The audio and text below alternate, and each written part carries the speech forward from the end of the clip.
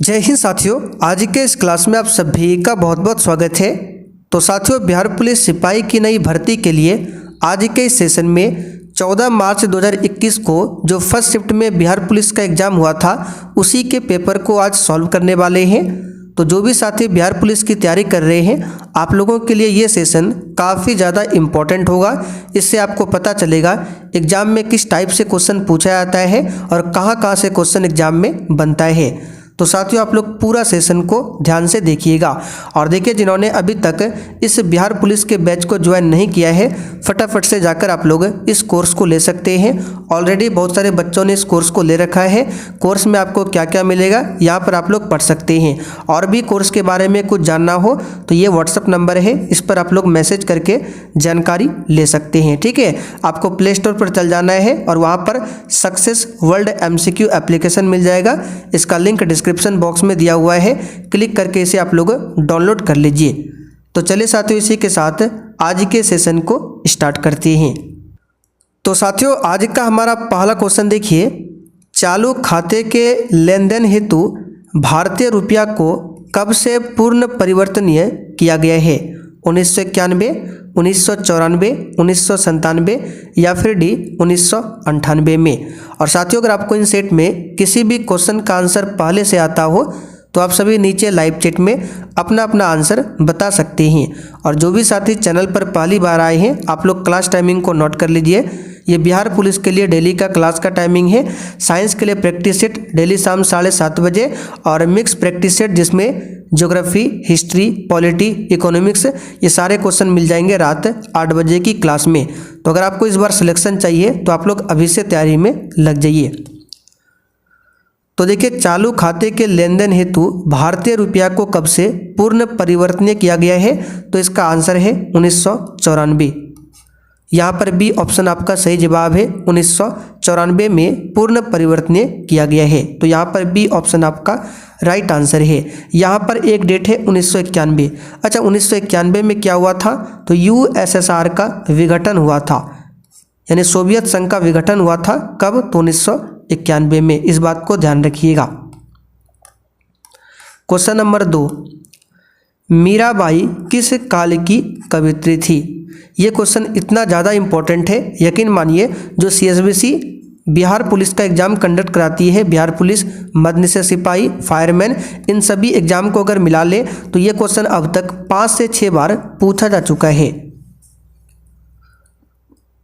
तो साथियों, मीराबाई की बात करें, ये भक्ति काल की कवियत्री थी। तो यहाँ पर बी ऑप्शन आपका राइट आंसर है, भक्ति काल। यहाँ से क्वेश्चन बन सकता है कि मीराबाई के पति का नाम क्या था? तो लिख लीजिए भोजराज। भोजराज मीराबाई के पति का नाम, ठीक है, भोजराज। और मीराबाई जो है एक कृष्ण भक्त थी। क्वेश्चन नंबर 3, जिंदगी नामा उपन्यास किसके द्वारा रचित है? चलिए, हिंदी साहित्य का क्वेश्चन है। आपके एग्जाम में 7 से 8 क्वेश्चन हिंदी से आता है। बताइए, जिंदगी नामा उपन्यास किसके द्वारा रचित है? इसका आंसर है कृष्णा सोबती। ठीक है, क्लास में ये सब क्वेश्चन आपको करा देंगे। जिंदगी नामा उपन्यास जो है ये कृष्णा सोबती द्वारा रचित है। तो यहाँ पर ए ऑप्शन आपका राइट आंसर है, ध्यान रखिएगा। अच्छा, कृष्णा सोबती की बात करें, इसको 53वां ज्ञानपीठ पुरस्कार से सम्मानित किया गया था कृष्णा सोबती को। क्वेश्चन नंबर 4, गुणसूत्र जिनमें गुणसूत्र बिंदु अनुपस्थित होता है उसे क्या कहते हैं? यहाँ से आपको एक क्वेश्चन और ध्यान रखना है, फणीश्वर नाथ रेणु। यहाँ से भी क्वेश्चन बनता है, फणीश्वर नाथ रेणु। ठीक है, इनकी एक रचना है महिला आंचल, बहुत ही ज़्यादा इंपॉर्टेंट है, ध्यान रखिएगा। महिला आंचल, ठीक है, ये किसका उपन्यास है? तो फणीश्वर नाथ रेणु। ठीक है, महिला आंचल। चलिए आगे बढ़ते हैं। बताइए, गुणसूत्र जिनमें गुणसूत्र बिंदु अनुपस्थित होता है उसे क्या कहते हैं? तो उसे बोला जाता है एसेंट्रिक। ठीक है, गुणसूत्र जिनमें गुणसूत्र बिंदु अनुपस्थित होता है उसको एसेंट्रिक कहा जाता है। और मानव की बात करें तो मनुष्य में गुणसूत्रों की संख्या कितनी होती है? 23 जोड़ा, और संख्या में पूछे 46। क्वेश्चन नंबर 5, भारतीय संविधान में कौन सा मूल अधिकार मानव के दुर्व्यवहार को निषेध करता है यानी कि रोकता है। तो देखिए, जब भी ये क्वेश्चन आता है आप लोग कंफ्यूज में पड़ जाते हैं। आपको 2 आर्टिकल ध्यान रखना है, एक आर्टिकल 23 और एक आर्टिकल 24। हम ये कई बार क्लास में बता चुके हैं। तो आर्टिकल 23 में क्या है? आर्टिकल 23 में है बालात श्रम और आर्टिकल 24 में क्या है? बाल श्रम। अब दोनों को ध्यान से समझिए। बालात श्रम और मानव का दुर्व्यापार ये आर्टिकल 23 में दिया गया है। इसका कहने का मतलब है आप किसी भी व्यक्ति से ज़बरदस्ती काम नहीं करा सकते हैं, ठीक है। इसके बारे में आर्टिकल 23 में दिया गया। और किसी भी मानव का व्यापार नहीं कर सकते हैं, इसके बारे में बताया गया है आर्टिकल 23 में। और 24 में क्या है? आर्टिकल 24 में क्या है? इसमें बाल श्रम है, यानी कि 14 वर्ष से कम उम्र के बच्चों से आप किसी भी जोखिम भरे काम को नहीं करा सकते हैं। इसके बारे में आर्टिकल 24 में बताया गया है। तो बाल श्रम मतलब बच्चा हो जाएगा और बालात श्रम मतलब ज़बरदस्ती काम कराना। तो पूछा गया है कि कौन सा मूल अधिकार है जो मानव के दुर्व्यापार को निषेध करता है। तो आर्टिकल 23 और 24 जो है ये आपका आता है किसमें? तो इसका आंसर हो जाएगा बी वाला, सॉरी बी नहीं होगा, इसका आंसर हो जाएगा आपका कौन सा? शोषण के विरुद्ध अधिकार। यहाँ पर ए ऑप्शन आपका राइट आंसर है। क्वेश्चन नंबर 6, किस समिति ने पंचायती राज चुनावों में राजनीतिक दलों की सहभागिता की अनुशंसा की थी? चलिए, बहुत ही शानदार क्वेश्चन है। बताइए, पंचायती राज के बारे में हमने क्लास में आपको काफ़ी बार बताया है। बताइए इसका आंसर क्या होगा? इसका आंसर हो जाएगा अशोक मेहता समिति, जो कि पंचायती राज से संबंधित है। एक है बलवंत राय मेहता समिति, ये भी पंचायती राज से संबंधित है और इन्होंने ही पंचायती राज को 3 स्तरीय बनाने की सिफारिश किया था। किसने? बलवंत राय मेहता ने। इस बात को ध्यान रखिएगा। तो आंसर हो जाएगा अशोक मेहता समिति।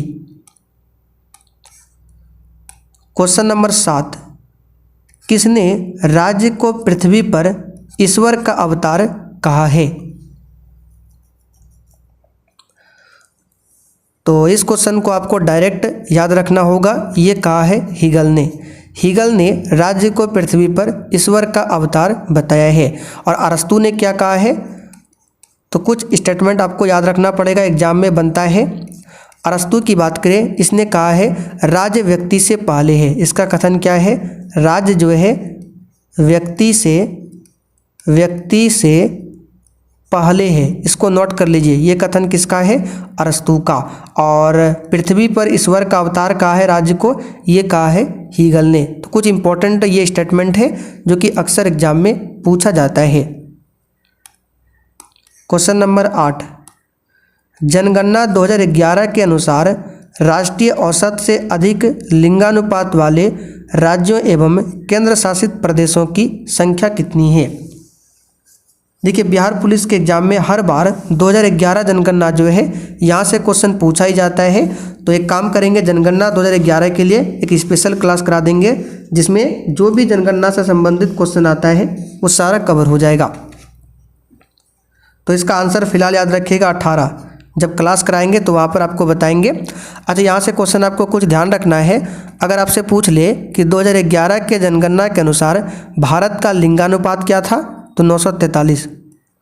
ये 2011 जनगणना के अनुसार भारत का लिंगानुपात 943। और सबसे अधिक लिंगानुपात वाला राज्य पूछे तो केरल हो जाएगा। केरल का लिंगानुपात कितना था? 1084, ये केरल का। और सबसे कम पूछे हरियाणा का लिंगानुपात बाकी 28 राज्यों से सबसे कम, कितना? तो 879। इसे ध्यान रखिएगा। और पूरे भारत का लिंगानुपात 943। क्वेश्चन नंबर 9, निम्न में से कौन स्वतंत्रता को अधिकारों के उत्पाद के रूप में देखता है? तो इस क्वेश्चन को भी आपको डायरेक्ट याद रखना पड़ेगा, लॉस्की। ठीक है, क्या हो जाएगा? लॉस्की। क्वेश्चन नंबर 10, निम्नलिखित कोयला खानों में से कौन सी मध्य प्रदेश राज्य में स्थित है।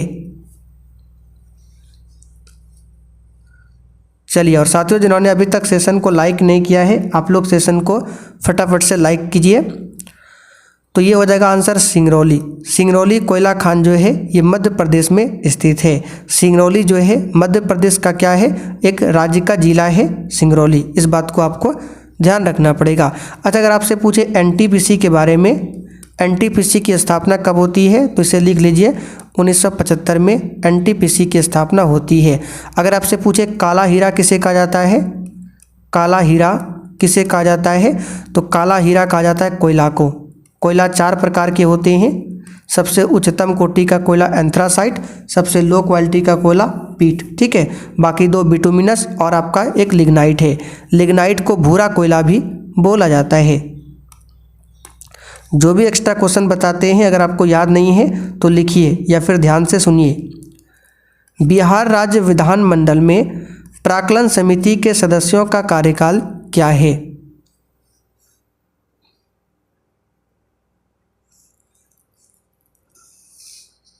तो इसका आंसर हो जाएगा 2 वर्ष। यहाँ पे देखिए राज्य का नाम दिया गया है बिहार राज्य विधानमंडल में प्राक्कलन समिति के सदस्यों का कार्यकाल पूछा गया है, तो आंसर क्या होगा 2 वर्ष। इस बात को ध्यान रखिएगा। और सिर्फ प्राक्कलन समिति की बात करें तो इसमें टोटल 30 मेंबर होते हैं, 30 सदस्य होते हैं प्राक्कलन समिति में, और 30 के 30 सदस्य लोकसभा से शामिल होते हैं। और इस 30 सदस्य का जो कार्यकाल होता है वो 1 वर्ष के लिए होता है। कितना होता है? 1 वर्ष के लिए होता है। यानी कि अगर आपसे पूछे कि बताइए संसद की जो प्राक्कलन समिति है उसमें सदस्य का कार्यकाल कितना होता है? 1 वर्ष।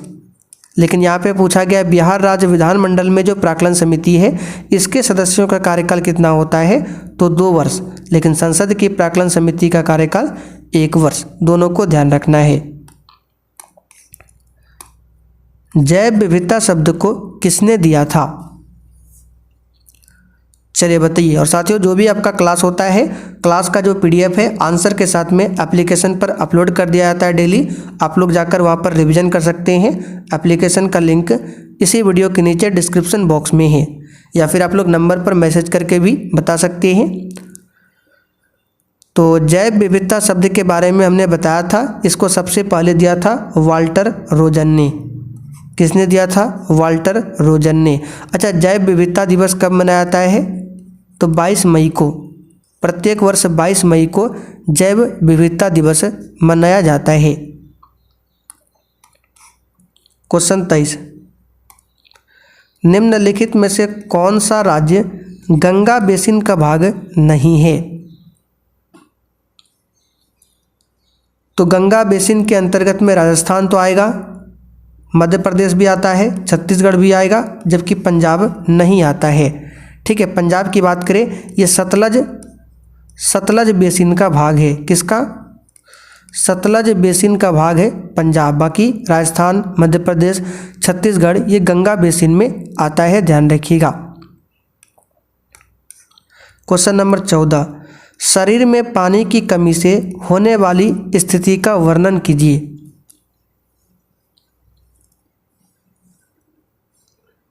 तो देखिए साथियों, शरीर में जब पानी की कमी होती है तो उस स्थिति को कहा जाता है क्या? आंसर हो जाएगा निर्जलीकरण। क्या बोला जाता है? निर्जलीकरण। यहाँ पर ए ऑप्शन आपका राइट आंसर है। और निर्जलीकरण से शरीर से जल का 80% से अधिक मात्रा का क्षय होता है इस निर्जलीकरण में, तब ये स्थिति बनती है। ठीक है। क्वेश्चन नंबर 15, निम्न में से कौन सी धातु वजन में सबसे हल्की है?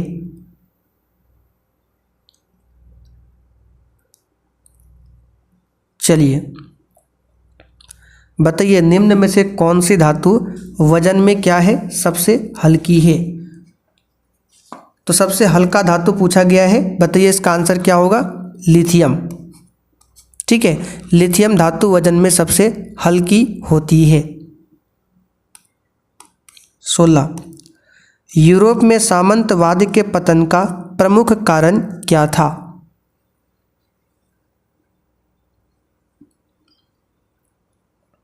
तो इसका आंसर हो जाएगा व्यापार का विस्तार एवं शहरी केंद्रों का विकास। ये यूरोप में सामंतवाद के पतन का प्रमुख कारण था।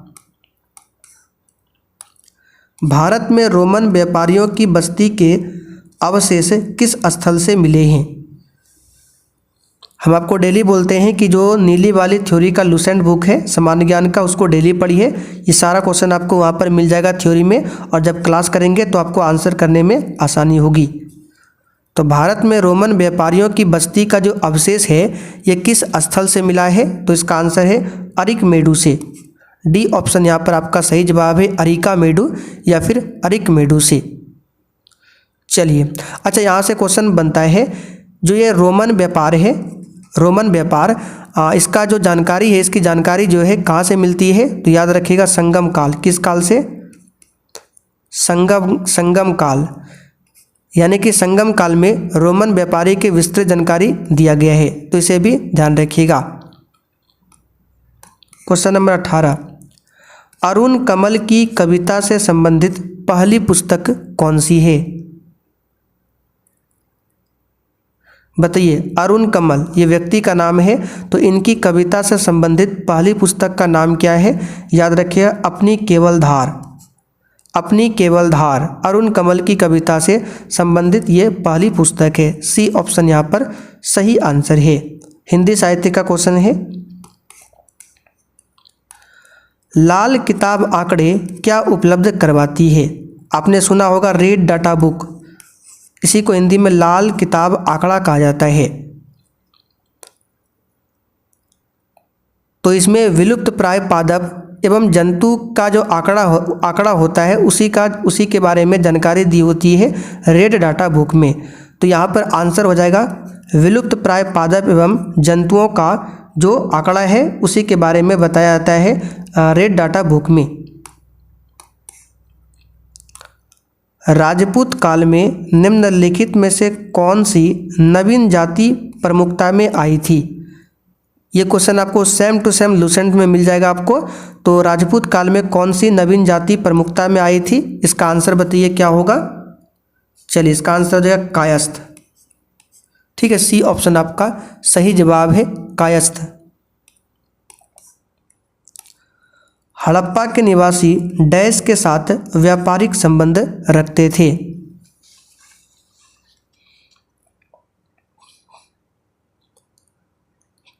आंसर हो जाएगा मेसोपोटामिया। ठीक है, हड़प्पा के जो निवासी थे मेसोपोटामिया के साथ व्यापारिक संबंध रखते थे, इस बात को ध्यान रखिएगा। सी ऑप्शन आपका राइट आंसर है। और हड़प्पा जो है इसकी खोज 1921 में दयाराम साहनी ने किया था। हड़प्पा रावी नदी के तट पर बसा हुआ। क्वेश्चन 22, निम्नलिखित में से किस रचना ने चंद्रधर शर्मा गुलेरी को अलग पहचान दी थी?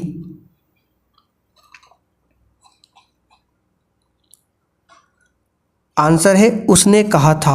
उसने कहा था ये एक रचना है चंद्रधर शर्मा गुलेरी की, और इसी रचना ने चंद्रधर शर्मा गुलेरी को एक अलग पहचान दिलाया था। तो आंसर यहाँ पर सी वाला हो जाएगा। टमाटर का लाल रंग होता है?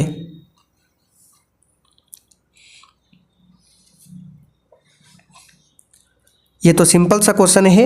लाइकोपीन के कारण टमाटर का रंग लाल होता है। अच्छा, टमाटर में कौन सा अम्ल पाया जाता है? तो नोट कर लीजिए, ऑक्जेलिक अम्ल। ऑक्जेलिक अम्ल ये टमाटर में पाया जाता है, और टमाटर का लाल रंग लाइकोपीन के कारण होता है, ध्यान रखिएगा। अगर पूछे गाजर का रंग जो पीला होता है, गाजर का रंग एक लाल भी होता है और हल्का पीला भी होता है, तो गाजर का रंग जो हल्का पीला होता है वो कैरोटीन के कारण होता है। किसके कारण होता है? कैरोटीन के कारण। और गाजर का रंग जो लाल होता है, लाल, ये किसके कारण होता है? तो गाजर का रंग लाल होता है एंथ्रोसाइनिन के कारण। जो देखिए बी ऑप्शन में दिया है एंथ्रोसाइनिन, इसी के कारण गाजर का रंग लाल होता है और पीला होता है कैरोटीन के कारण। संविधान सभा का प्रथम अधिवेशन किसकी अध्यक्षता में संपन्न हुआ था? इसमें हम आपको ज़्यादा समय नहीं देंगे, क्लास में ये क्वेश्चन बहुत बार बता रखे हैं। इसका आंसर है डॉक्टर सच्चिदानंद सिन्हा।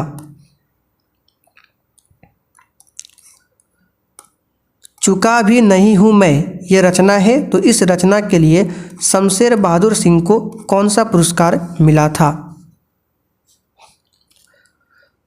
तो इसमें सोचने की ज़रूरत नहीं है, आप सभी जानते हैं साहित्य का पुरस्कार इस क्षेत्र में दिया जाता है। तो यहाँ पर ए ऑप्शन आपका सही जवाब है, साहित्य अकादमी पुरस्कार। ए ऑप्शन यहाँ पर आपका राइट आंसर है। दोहरा अभिशाप दलित आत्मकथा है, बताइए दोहरा अभिशाप क्या है? एक दलित आत्मकथा है। तो किसकी आत्मकथा है ये बताना है। तो ये कौशल्या वैशत्री की आत्मकथा है दोहरा अभिशाप। यहाँ पर बी ऑप्शन आपका सही जवाब है। और दोहरा अभिशाप जो है यह प्रथम दलित आत्मकथा है। इसका प्रकाशन 1999 में हुआ था। निम्नलिखित में से मीराबाई की भक्ति थी। तो मीराबाई कृष्ण भक्त थी, ठीक है। यहाँ पे बताना है इसकी भक्ति कौन सी थी। तो इसका आंसर हो जाएगा आपका डी वाला, माधुर्य भाव।